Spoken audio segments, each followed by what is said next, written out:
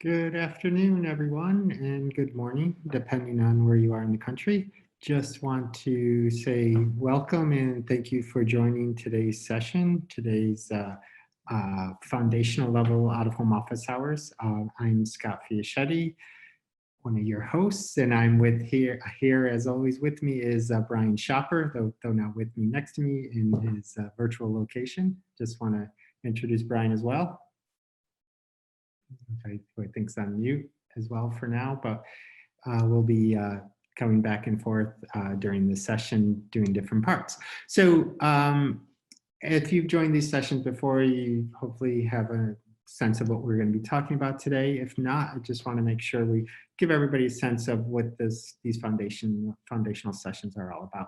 And basically what we want to do is walk through and take a look at all the newest updates to the Geopath Insights and highlight some of the new features, specifically in two areas with this month, because there's two significant changes coming next week that we want to make sure everybody's aware of and knows how to use before they get released. And those are around the Workspace module, as well as this new functionality that I know I'm excited about is this new population mapping functionality.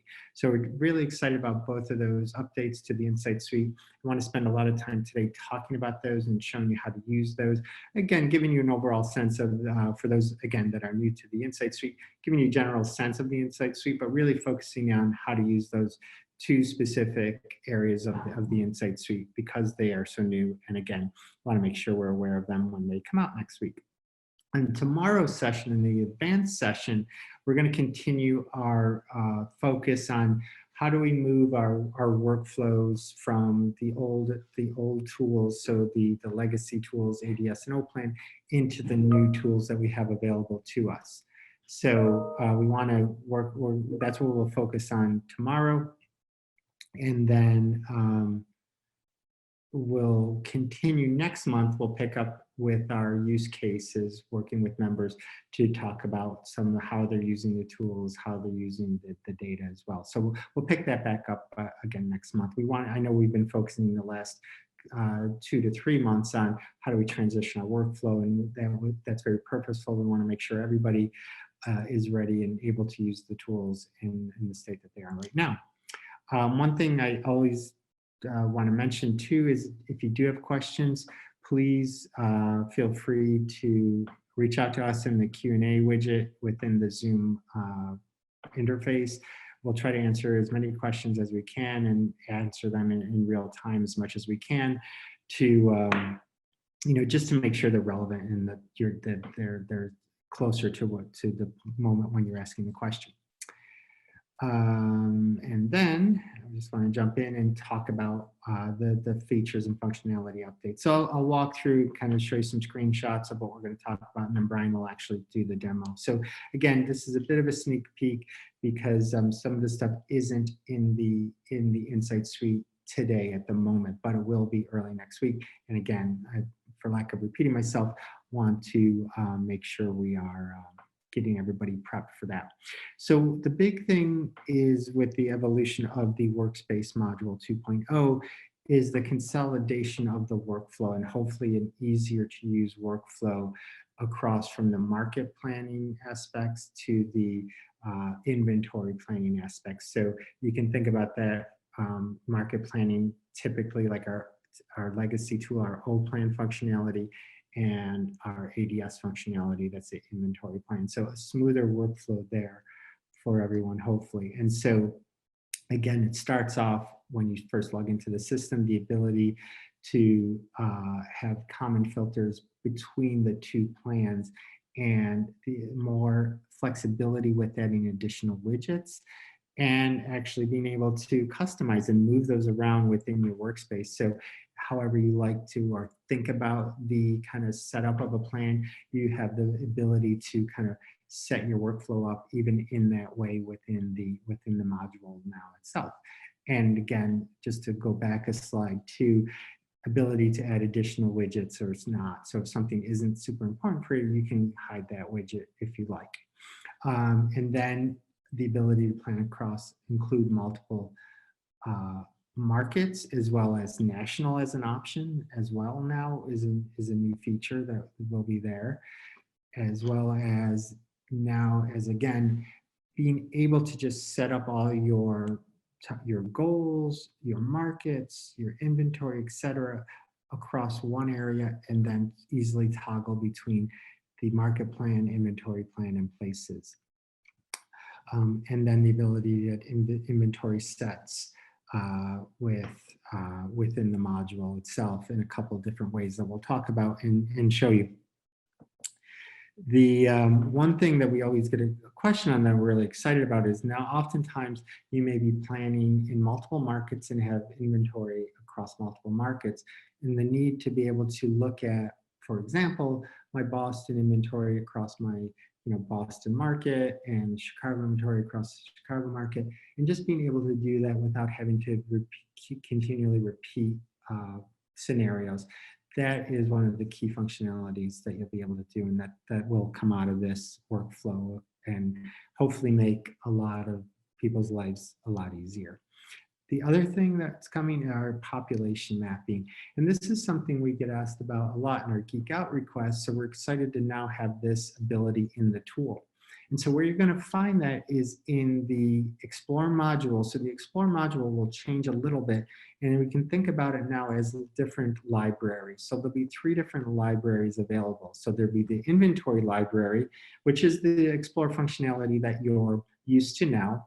And then there will be the population library, which is where you will go if you want to start mapping out different audiences across different geographies and understanding, which county is most prevalent in the US for people that have been to Starbucks or that shop at grocery stores online. You'll be able to do that now with the population library.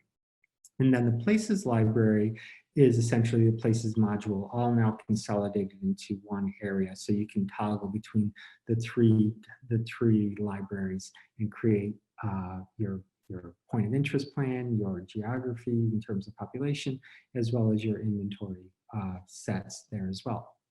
And so just to dig into a little bit on how the population mapping will work, again, similar look and feel and functionality as to other aspects of the Insight Suite, but this is where you first just decide on which, how you want to look at it. Do you want to define it by a DMA, CBSA, or county level? And then again, you can pick multiple, once you decide that, you can pick multiple DMAs to map or assign as a market, etc. And again, this is where you would pick whether or not you want it as a DMA. You have a little drop down, DMA, CBSA, or county as well.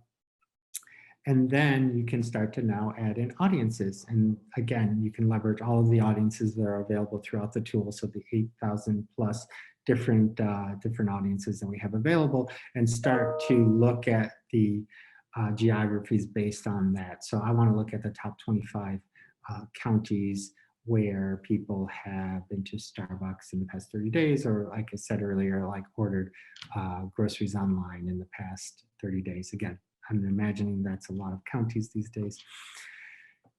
And again, the information, as you start to sort and look at it, you'll see on the sidebar, that information will change, and you'll be able to sort and show the different percentages in terms of top to bottom or lowest to highest. Again, you can filter in several different ways, which again, Brian will show you in a moment, and then save those geographies.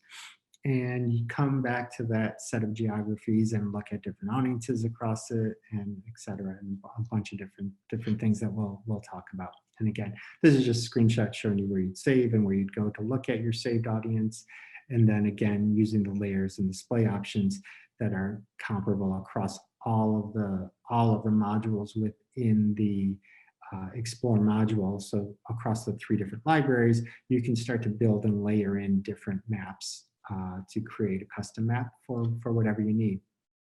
The other change too, and again, I know we did sessions last week on the population dashboard that came out. That will also be available within the Insight Suite as well, eventually. So there'll be another little module here you can see with the little car and the little mobile little icon there next to it. So you'll be able to access that, that information within the Insights Suite environment as well. And with that, I do want to pause and just ask Brian and see if there are any questions given what we talked about, or if we just want to jump right into the Insight Suite and start the walkthrough. Okay. Well, definitely ask questions throughout, and we'll do our best to answer. I'm going to hand over the screen to Brian, and he's going to do the walkthrough.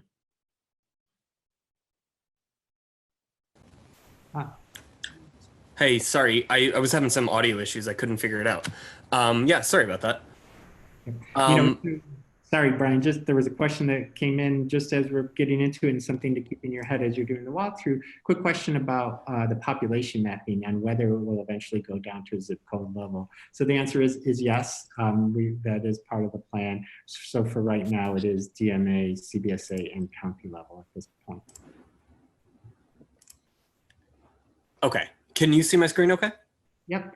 All right, yeah, sorry about that, everybody. I had my my laptop all plugged into my microphone, and I was kind of frantically trying to figure out what was going on while Scott was trying to pass it over to me. So apologies about that. But so yeah, as Scott mentioned, there's a lot of really exciting stuff to take a look at today. We're not going to really do sort of too much basic overview of the Insight Suite. I usually in the foundational session, I'll go through and just you know, give a lay of the land and all that. And I'll kind of do that as I go through a little bit, but today's mostly really just going to be focused on new features. So one really important thing to mention, if you're at all familiar with the Insight Suite, if you've been in here a few times and you're kind of familiar with the layout, you might notice in the top left-hand corner, we now have this floating purple button. And this is how we access those libraries that Scott was mentioning, or this is how we will access them when it's in the tool. So I just want to point this out. I'm probably going to oversay this, so it's kind of drilled into everybody's heads. But to get to the Insight Suite that you're familiar with or that you have used in the past, that's the inventory library choice here. So again, by default, the Insight Suite is, or the Explore module is set up as the inventory library. And to get back to the Insight Suite that you might be familiar with, just go back to the inventory library. So I'll probably say that a couple more times, but I'm going to drill that into everybody's heads so nobody asks. So the inventory library, like I said, is exactly the Insight Suite and the Explore module as you've been used to. And you can now see we have these two other ones below it, the population library and the places library. I'll talk about the population library in just a second, but the places library is actually just a migration of the places module. So here, I can just jump over there really quick. So it looks and functions exactly like the places module did when it was still on the left-hand side. So yeah, it's just now in here. And again, like I said before, to get back to the Insight Suite Explore module as you're used to, that's the inventory library. And you can kind of see it's like a little, you know, panel here, a little billboard. So just so you know where that exists. So there's really nothing else I'm going to do with the places library today. It's pretty much the same functionality as the places module was. It just lives here now. Also, as Scott mentioned, we have the daily mobility dashboard right here. So this is something that will also be in the Insight Suite. I just wanted to click to that for a second. But yeah, let's get started with a sort of example of how to use the new population library. So again, I'm just going to go over here and just switch over. And you'll notice as this is sort of loading in, there are some familiar looking tabs up here at the top, the define population, filter selection, and layers and display options. This is almost identical to the default view. There's a little bit of a difference here, but it's largely set up how you'd expect it. This define population is exactly what you'd expect. We've got the same population selection here broken out into the sort of census level population category, then our consumer profiles, and then our Prism Premier. And as Scott mentioned, any of those 8,000 plus audiences can be mapped out. So we've got those here. And again, assign market, you can go either by DMA or national, or you can break it down further here. But so let's just, let me just show an example of what this looks like sort of in practice. So as I was going through earlier and just kind of looking around for things that might be useful, I came across one that was groceries purchased online or something like that. I forget what the actual, I gotta find it. Groceries, yeah, here we go. Items bought on the internet in the last 12 months. Groceries can, yeah, let's do that. So let's do that one. So I've got my audience selected. You can see here in this define by dropdown, I have the option to select DMA, CBSA, or county. Let's do DMA first, just so you can get a sense of what this looks like. And I'm just going to hit apply. Actually, before I do that, I haven't selected a specific market, so it's just going to go based on the whole US, but by DMA. So I'm just going to hit apply, and you'll see this is just going to fill out this whole map here. Let's take a look more closely. So you can see by DMA how these rank. You know, the lighter purple or closer to white, I suppose, is the lower that these rank. And this is right now, this is based on composition percentage high to low, but you can see we can do low to high, or we can do based on index. I don't think it really makes too much of a difference because the index is listed here too. So I think it's, for the most part, they pretty much overlap, but you can change how they're sorted there. And then you can also, just as you can when you're selecting inventory, you can select top 25, top 50, top 100. So let's see, top 25 DMAs for ordering groceries online the last 12 months. Okay, so that's an interesting spread. So this might be something that you could, you know, this would be maybe a new workflow, help you decide a new market to go into. Say there were a few you were trying to decide between, and you wanted to look at the top, I guess, top indexing for a certain audience. This would be a great place to start. This is just kind of one way you could do it. Again, this was at the DMA level. But let's take a look now. Oh, you know what? Hold on. Sorry, I'm just looking at my notes. Before I do that, one of the really cool things that you can do in the new population mapping here is the ability to save geography sets, which I think Scott mentioned a little bit as we were going through. But basically, the geography sets function pretty much how the inventory sets in the Insight Suite function. So I have this top 25 here, and I can save this group of inventory, or sorry, this group of geographies for later.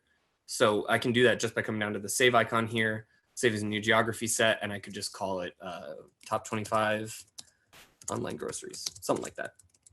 Apologize for the, that's all right. Apologies for the clacking on the keyboard.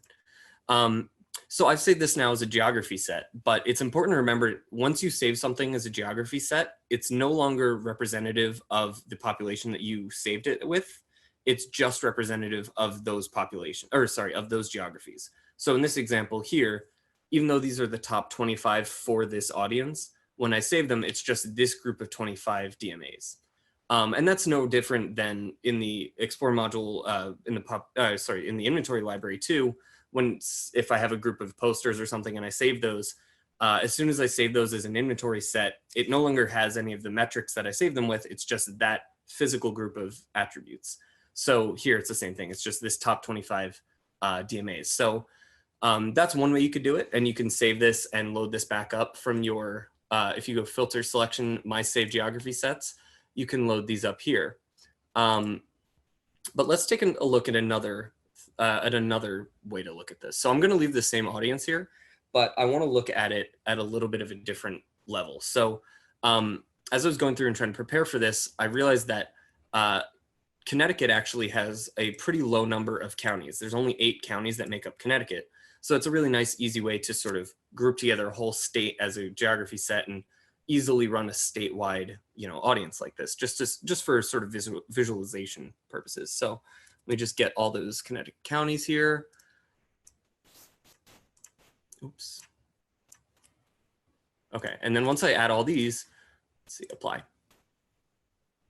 Okay, so now we can see we're looking again at this items bought in the last 12 months, groceries online. And now we're looking just at the state level for Connecticut. And again, I broke this down by county. And to switch between those market sizes, again, all you need to do is use this drop down right here. As soon as I switched from DMA to county, it gave me the county options down in the assigned market. So it won't give you the options unless you're in that market size designation. But yeah, so it's just interesting. You can see this county here looks like Fairfield County maybe is probably the one with the highest here on the left hand. They all kind of hover around 6 or 7%. But again, if I wanted to save the state of Connecticut as a geography that I was going to use often, I could come over here to save geography set, and then I could just save this as the state of Connecticut. And again, because I'm saving it as a geography set, once I save it, it's no longer going to be referencing back to this audience of groceries bought online, but it will be this group of 8 counties saved together. So And I think I actually did that once. Yes, Connecticut state by county. So I've already done that. So you can see that's all in here. There are some more features that are going to be coming to this. This is just kind of the first iteration of this, really. And one of the things that I probably guess people will be asking about, you can't currently export the data or export this as it is right here, but you can make maps based on this. So one of the really cool things, and I won't jump into it too much, but if I go to my layers and display options, I can actually load up saved inventory sets as map elements here and add them to my map here and make custom maps with, you know, mapped out audiences and also inventory sets, which is really cool. And I'm sure we'll get into that a little bit more in depth in the future as that sort of evolves more. But were there any questions before I move on from the population mapping, or does it seem kind of straightforward so far?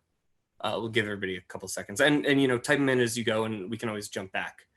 Yeah, so let me switch over to the Workspace module now, and let's take a look at some of these new features, because this is a complete switch. Oh, sorry, wrong module. Head over to the Explorer Workspace. Here we go. Okay, so we've got my I've got my all my past projects here. I'm going to open up this project, this Atlanta 21 Plus. This is the one I want to work with today. And I'm going to make a new scenario in this project. So we'll let this load up. I think I have one past scenario in here.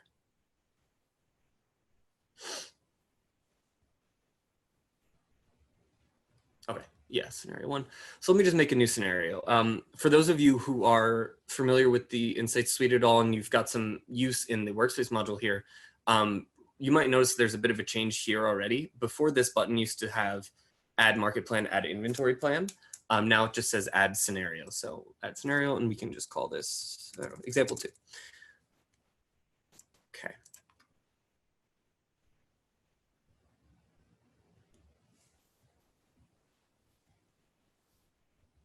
Okay. So we'll go through this slowly, because if you're familiar with the Workspace module at all, this is kind of a little foreign and new. So we'll take this, you know, piece by piece. Basically, the overall idea for the redesign of the Workspace module is to allow planning and elements to carry over between both a market plan and an inventory plan. So if we scroll down here, you can see I've got the market plan, inventory plan, and places tabs, all as I used to in the Workspace module. But now we can see we've got this sort of hard line that we can refer to as the fold, or above the fold, anything up here. But now we can see we've got this division, sort of the upper part of the screen and the lower part of the screen. And whatever we change or do up in this upper part here is going to affect both our market plan and our inventory plan. And I guess the reason behind this is just so it's a lot more seamless. You can have the beginning of your plan and you can just carry it through to the end, all in one scenario, all in one project. And so I'll go through slowly and sort of explain what all of these new features are and how to do this. But if you've been in here before and you've run a market plan, these are all pretty familiar. I think this is just about all of the same filters and parameters that were in here before. Again, you can see we can switch we can change our number of weeks. I'll put that to just 1. We could also set specific start and end dates if I clicked over to the specific check right here. But let's set my market. I want to do Atlanta for this one. So I'm going to go over to DMA. We'll do Atlanta. Okay. Okay, and we can see audience here. I've got person 0+ by default, but I'm going to add, we'll do something simple like this, just persons 21+ for this one. There you go, 21+. You know, maybe I'll leave person 0+ as well so we can just see. But operators, I'm going to leave everyone. I don't want to pick any specific operator. I just want to look at all of the available inventory or existing inventory. And then here, media and placement, you can see it's got all of the different media types here by default. So it's including everything by default. So I just cleared that because I only want to look at posters in this example that I'm doing. So I'm going to just come down here to operator media name and go posters here. There are a lot of different ways that you could filter to your specific media type, but that was just how I wanted to do it for this one. Okay, so I've got all these things. There's a couple more features now before I move on to the rest of my plan that I want to call out, because if, you know, maybe in this specific instance, I want to get more specific with my parameters and with my filters and everything like that. And if we come up to this pencil edit icon, we can actually add a few more things. So I can add a threshold filter. I can add media attributes filter and also location filter. And if you noticed, I'll turn that off again. When I click this edit icon, I also get these little sort of markers in the bottom corner. And I can adjust this and rearrange these any way I want. So say there's like a workflow that works for you. Maybe your brain works in a certain way and you want to rearrange things to be, you know, long and tall, or, you know, long this way. You can basically rearrange this to be any configuration that you want. So it's kind of a mess now because I, you know, overdid it, but you could do this if you wanted to. So I've got, I don't really need that one here. I'm going to edit out or get rid of a couple things that I don't need. I think I can do it here. So I don't really need any of these, but I just wanted to show you how to get to those. So I've got everything set up here the way I want it. Again, it's still kind of a mess because I move things around, but now that everything here is how I want it, I can just come down here to my delivery plan goals, and like just how I would in the old market plan, I would just set my plan goals. So I'll set maybe a 40 TRP, and effective reach, I'll leave it at 1, and allocation method equal. Okay, so I'm just going to leave everything else the same. So I've got, just to recap, everything I did up here is going to apply now both to my market plan and my inventory plan. It probably makes sense for market plan, but I'll show you what it looks like for inventory plan so you can understand what that looks like. So I just hit the generate plans button. We'll scroll down a little bit. We can see it's loading up my plan here. Again, I set my TRP goal as 40. So this is basically just going to show me how many posters I'll need in Atlanta to reach 40 TRPs against whatever my audience target was. In this case, it looks like it's selecting person 0+, but I'll switch it over to 21+ once this is done. And then we'll see, you know, how many posters we'll need. And again, if anybody has any questions as we're going through, please feel free to reach out. Okay, perfect. So we've got at least our 40 TRPs. Oh, you know what? This is for person 0+. Let me switch over to 21+. Okay, so still over our 40 TRPs. Let's take a look. Okay, so this is telling me I would need about 39 posters in this market to reach 40 TRPs against persons 21+. If I open up this operators drop down here, I can see who has existing inventory of this type in this market. And really from here, this is all I kind of need for my market plan. You know, I've filled in everything I need. I know I need about, we'll say about 40 posters for this. Yeah, and from there, we can just go over to the inventory plan and actually start to use some real inventory. So you can see actually this is carrying over. I'm going to get rid of my person 0+ because I don't really need that anymore. I just want 21+. So we'll hit 20+ and okay, just 20+. So we've got our market plan still, switch over to the inventory plan, and you can see it carried over our audience from above, it carried over our market from above. This little checkbox, filter inventories within the selected market. So basically using this check and the combination of all the things I set up here, I can click this button right here, add inventory from filters, and I can have the system add to my inventory plan all of the existing posters in the system that fit my parameters. So essentially, I can go into the market plan, figure out how many units I'll need for something, and then I don't even need to go to the Explore module if I don't need to. I can just go right over to the inventory plan, and then I can just hit this Add Inventory from Filters button, and it will load up with metrics and everything, every single piece of inventory in the system that meets these criteria. But then from there, of course, you can filter even further, and you can remove things and get really specific with it. I'll just give it a second to load up, but I think I might have to open this. And as this is loading, you'll see, I think this might be a lot because this is the whole market of Atlanta and all the posters still right now. So let's see, how many is it? Yeah, about 3,000 spots. But you can see it's loaded up now, every existing piece of poster inventory in this market for me here. And really from here, like if I wanted to, I could just export this as is and then, you know, do my selections in Excel or something like that, or I could do my selections right here. But this is kind of a big number. I want to net this down for myself a little bit more. So let me come back up here and apply some other filters. Let's see. Brian, just as you're starting to do that, actually, can you scroll down just a little bit? I apologize. Yeah, of course. So that I want to talk a little bit about that filter inventories within the selected market. Yes. So that's an important thing to know for right now, that you would want to keep that clicked on if you have a set of inventory that is mixed with different locations. So maybe to go back to the example I was using early on, if you have some in Boston, some in Chicago, some in El Paso, wherever it is, by clicking that on and choosing those three markets, it will automatically put the inventory that goes along with that market in the right buckets.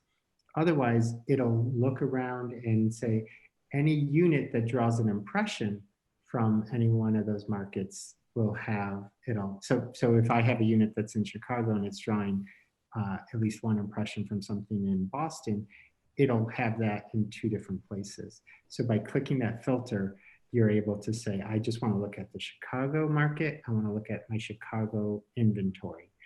Boston. I know that's a frequent use case that we've been asked about. So I just want to make sure people are aware that you want to make sure to keep that clicked on to do that scenario, that workflow. Mm-hmm. Yeah, that's a great point. I'm glad you made that distinction. Yeah, so let me go back up here, and I wanted to add a media attribute because 3,000 posters is a little bit more than I wanted to work with right now. So let me pick orientation. Let's say, I don't know, let's say I only wanted north-facing posters, just as an example. I could do that. Let me see, I think I need to hit, I think there's a recalculate button. I'll just hit add inventory again. But, oh, there it is, replace existing. So now that I've added that filter, I should only be seeing the posters in this market that are north-facing. So I just did that just so it was a little bit of a more manageable number to work with. So that's just one of the ways that we can, well, let me finish this. I was going to say there are a few other things about the inventory adding that I wanted to talk about, but you can see we've got about 700 spots now that I've added that directional filter, which is good. That'll make this a lot more manageable. But if you remember, I only needed about 40 spots to get that TRP goal. I'm curious, is there a TRP? No. But a couple things about this layout before I move on. You can customize your columns here of this report and add anything in. There's tons of different metrics in here that we didn't, that aren't in here by default. So you can add any or all of these if you wanted. And just a quick reminder, if it is not in your view here, if you haven't added it as one of your columns, it won't export when you export it. But just so you know, if you want to customize your columns, you can do that. Sorry, Brian. I think I know where you're going with this, actually. All I was going to say is one good practice is frequency. I don't believe is a standard one that is. Oh yeah, that's a good call. You're going to want to probably always set as near the bottom somewhere. So that's one thing. And then a question did come along too about as you're doing your walkthrough, if you could show where you can grab the Excel template or the CSV template if you wanted to use our template to upload inventory. Definitely. Okay. Great. Yeah. So if you remember, I set up all my filters up here and everything, and then I hit this add inventory from filters button. That's just one of the ways to add your inventory to an inventory plan. The other way, you don't have to use the filters at all. You can use this add inventory button, and that actually gives you 3 different ways that you can add inventory as well. So the first one here that it opens up to is this load file. And this basically gives you the option to upload a CSV right from your own computer. You don't have to do anything from within the system. And you can just upload a CSV that has, it needs to have a spot ID in it as one of the columns. And I believe it needs to have a campaign start and an end date, although I don't think that that's necessarily going to stay as required. Yeah. But basically, you can load in your file by browsing here, and then on the next screen after this, it'll have you match your headers to what it needs as required fields, and then it'll upload from there. And if you see this download a CSV template right here, this will give you a CSV, an empty CSV that has, it's basically just a spot ID column and then a start date and an end date column. So that's really all you need. That's all that's in the template anyway. But if you want it, it's right here. So that's another way that you can actually add inventory to your inventory plan. But you can, of course, load up saved inventory sets, which is kind of the main way that I had been showing how to use this in the past. So I can see I've got all my past inventory sets in here, and I can add those. I can actually add multiple. Or I could also, if I have spot IDs, just sort of in an email or in an Excel sheet or something, I can just paste those right in here, either as Geopath spot IDs or operator spot IDs. So there's a lot of different ways that you can actually add inventory to your plan here and run metrics against it. So a couple more things about the redesign here. I just want to make mention, it's always a good practice to hit save scenario frequently, frequently, just because, especially now that everything takes place sort of above the fold here and is working for both the market plan and in the inventory plan, it's just important to make sure you're saving and sort of every step of the way, make sure you're taking care of that. And finally, I mentioned earlier, if you want something in your report, when you export it, you have to make sure it's in this customized columns here. So if you're happy with your report as it is, you can just come up here to this export scenario button and then export as CSV, and you'll just get a download of your inventory plan. And actually, you know what? I believe now that the inventory plan and the market plan and the places too are all part of this sort of singular workflow here, I believe it actually downloads 3 things for you. I think it downloads, or if there's something in places, it'll download 3 things for you. But I believe it downloads a CSV with your market plan in it, and then a separate one with your inventory plan in it, and I think a third one with places if you have places loaded in. But yeah, so if you want to export, just go to the export scenario button and then hit export as CSV. Do we have any other questions? I think that was just about it for this scenario.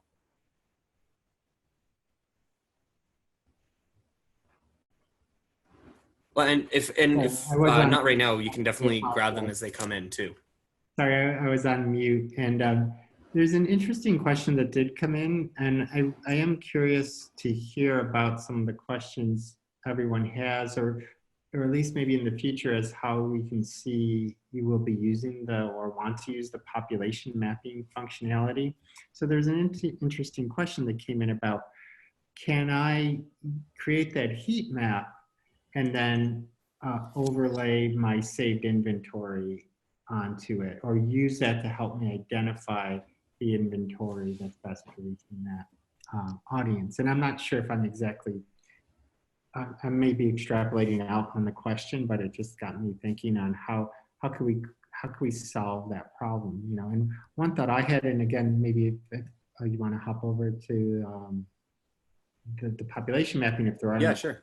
I don't see any other questions coming in right now on the workspace. We can always hop back to that. But like, one thought I had to do this is, and again, feel free to comment back to us on this as I'm saying this, but you can look at your audience, right, and pick your top geographies and then identify, okay, great, this is the geography I want to be in, and I know it's great for reaching maybe to go back to your example, Brian, those that have ordered groceries online in the past 12 months. Great.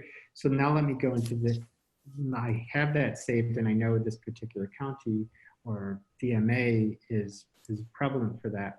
We can look at inventory with that same audience and filter down for the inventory most efficient for reaching that audience within that DMA or CBSA or county, and then kind of overlay those together potentially. Right.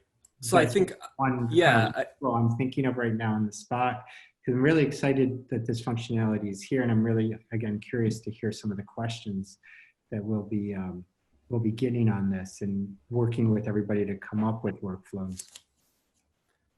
Yeah, and I think that was I saw that question as well. I think that's a really interesting idea. I guess basically just, if we were looking at this, sort of visualizing it out now, I guess the question was asking, like, if we've done something like this and we see that this is the highest indexing county, can we just have it, basically, how do we bridge this between inventory and population mapping? And it's a great question. I think there's a lot to be there's a lot that can happen from this point onward. There's a lot of options for that. And a question just came in through the chat. Oh about yeah, I saw that here. how I'll do hop you over it. filter inventory? And that's something definitely we can show you. Mhm. And you can do this in the Workspace module or also in the Explore module. The same types of options are available, just to caveat that, as Brian Mhm. was. Yeah. So, so the question specifically, how to choose specific types of inventory. In this media and placement filter right here, I'll open up this add media type button. Here, let's catch up with me. Okay, so there are a lot of different filters that you can use to actually filter out your inventory.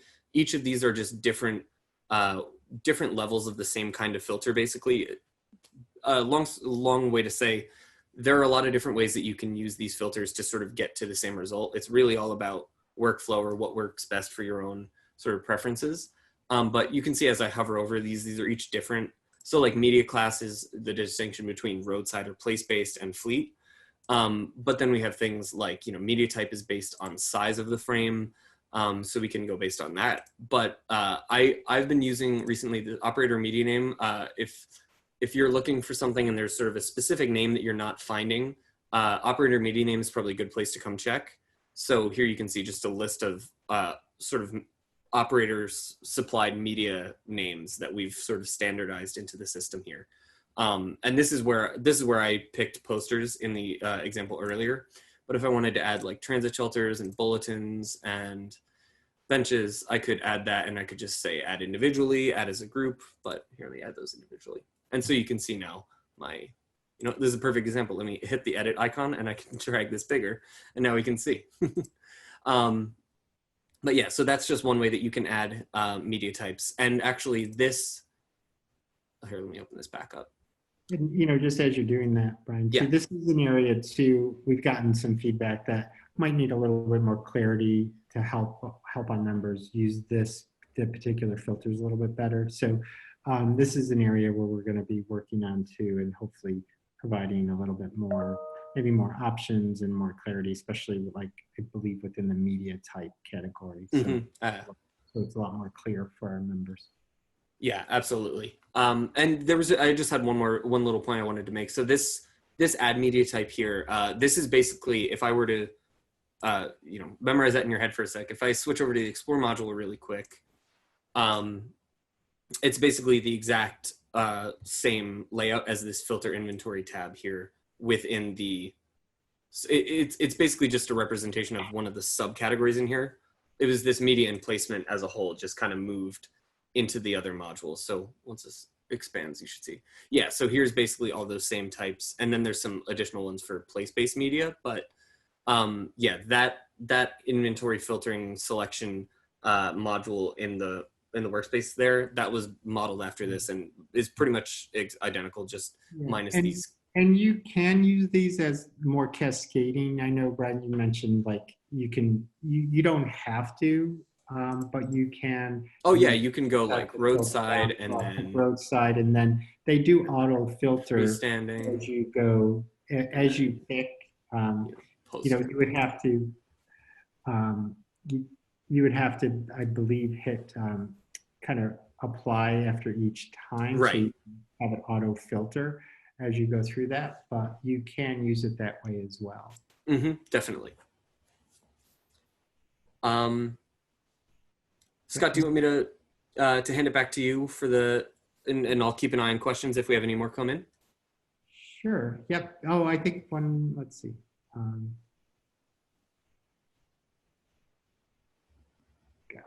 Yeah, I think we're good with questions. Okay. If you want to switch it over, but if you don't mind checking that question, that just yeah, sure. So I'm just going to jump back to the presentation deck. Just a couple quick things as we're summing up here. And again, please feel free to continue to ask questions. We can always jump back into the Insight Suite as needed. So with this, I know I got a question or two whether or not the session will be available somewhere after we're done. And yes, this session and all of our sessions are always available on our website. So if you go to the Geek Out tab and scroll down to the Out of Home Office Hours, you can see any of our most recent sessions, but then you can also click where it says click here, and that'll take you to our YouTube channel. And there's a playlist of all of our out-of-home office hours as well as other content. One thing that you're seeing here of note is that the two most recent ones, the COVID-19 session 2 and session 1, those are two sessions that we did. My weeks are getting all mixed up. So April 17th, yes. So it wasn't last week, I believe it was the week before when we actually did the sessions. I know earlier in the webinar today, I said it was last week, so it was actually 2 weeks ago. When we launched the dashboard, we did some sessions on how to use it, how to interpret the data. So if you missed those and have questions, one, you can always reach out to us on Geek Out at geopath.org, or you can also even watch those sessions there. Do want to talk about our session for tomorrow, and just let everybody know it's tomorrow, May 1st from 12 to 1 Eastern time. And so we're going to take a lot of what we talked about today and actually convert that into a workflow too. And I know Brian was starting to hint at that and talk about that. But again, we want to make sure, again, while the vast majority, we know the vast majority of our members are probably accessing the data through the Insight Suite. So we wanted to take some time and make sure people really have a sense of how do I convert my workflow from the legacy tools into the new tools as well. And then, like I said, next month, we'll do our foundational and advanced levels again, getting back onto that schedule of the last Thursday and Friday of every month, trying to get back to that schedule. I know we changed it for a little bit to try to tie into some of the releases, but for now, we're going to go back to the Thursday and Friday cadence. I think that's easier for everybody to keep it in their minds that I always know the Geopath training sessions are the last Thursday and Friday of every month. And we'll try to get back to the use cases again for the advanced sessions. So with our foundational session will be around the changes to the Insight Suite. The advanced level will be about how do you use that data to solve problems for clients, or the questions you're getting from clients and advertisers on how to, to use the data to help solve those questions. And then also, if you haven't had a chance yet, we've sent a couple newsletters out, and we'll continue to be adding content to this and announcing the new content. But we obviously this week would have been our conference, and we would have many of us would have hopefully been in Phoenix, attending sessions and attending the conference. And unfortunately, we, for obvious reasons, had to cancel the conference, but we still wanted to have that content available to our members. So we worked with a lot of the people who were set to give presentations and actually converted those into a virtual conference. So you can go to the go2020outoFhome.com and actually find a bunch of the content. And we are going to be, like I said, updating that over the next week as well, adding more sessions and announcing them as they become available to everyone. So Brian, just checking in, any other questions or anything like that anybody had? No, nothing that I saw. Great. So again, if you do have questions afterwards, as always, or if you need anything, again, please reach out to us at geekout@geopath.org.